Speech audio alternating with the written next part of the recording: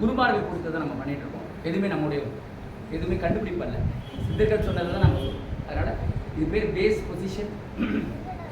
எல்லாருமே கண்ணை மூடிட்டு அமைதியாக இருக்கும். ரொம்ப அமைதியாக இருக்க போகிறோம். சிரிக்கிறதுக்கு ரெடியாகும். எனர்ஜி சேர்த்து வச்சு கண்ணை மூடி. Keep silent, close.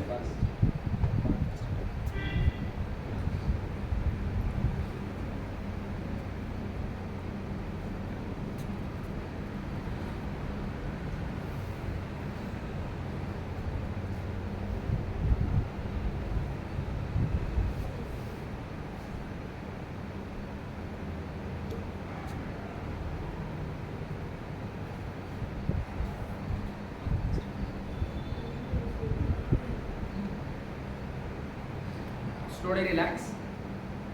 இப்போ வந்து நம்முடைய பாரம்பரிய பயிற்சி முறை எந்திரம்னு தமிழில் பேர் கேள்விப்பட்டிருக்கீங்களா தெரியல, இப்போல்லாம் இருக்கான்னு தெரியல.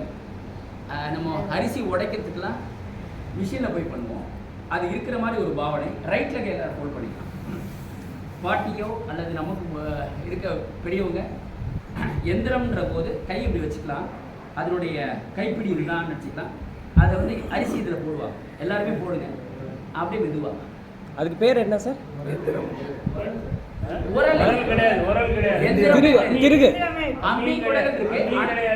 திருகு தானே தமிழ்ல பேர்.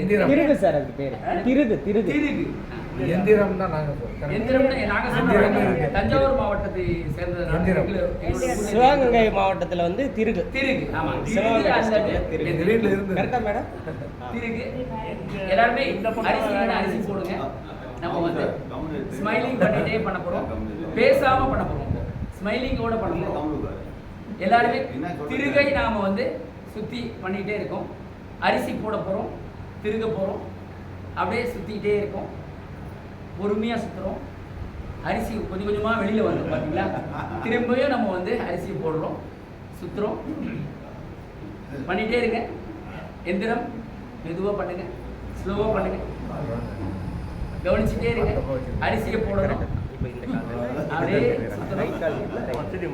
ஆமா போட்டுட்டே இருங்க. அவேர்னஸோட இருங்க. திடீர்னு சிரிப்பு வரும். அரிசி குறைஞ்சிருச்சு, போட போறோம். திருப்பியும்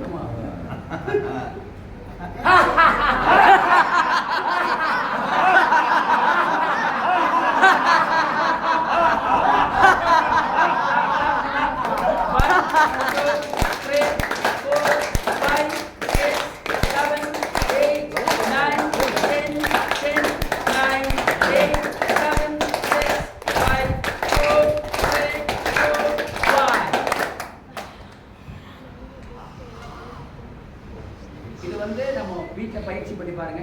நம்முடைய லோவர் அப்டமன்ல இருக்கக்கூடிய அன்வான்ட் ஃபேட்டை குறைக்குது. சார் பில்லி ஜாஸ்தி இருக்கு அப்படின்னு சொல்லிட்டு ரொம்ப கஷ்டப்படுறோம்.